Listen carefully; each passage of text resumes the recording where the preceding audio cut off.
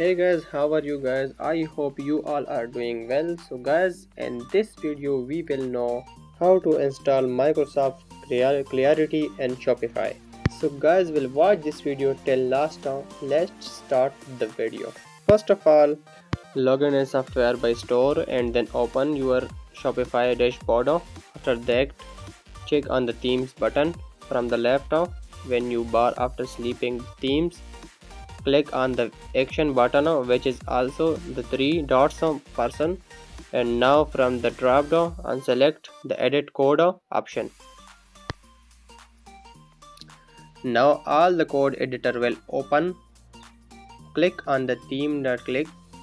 After opening theme.click with the app under the address section before ending head based security code, and click on the save button. After that, from the bottom left corner on the setting button, and then you have to click check out from the left side.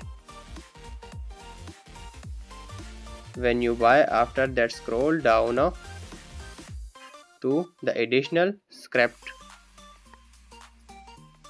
Is the code and unclick on the save button.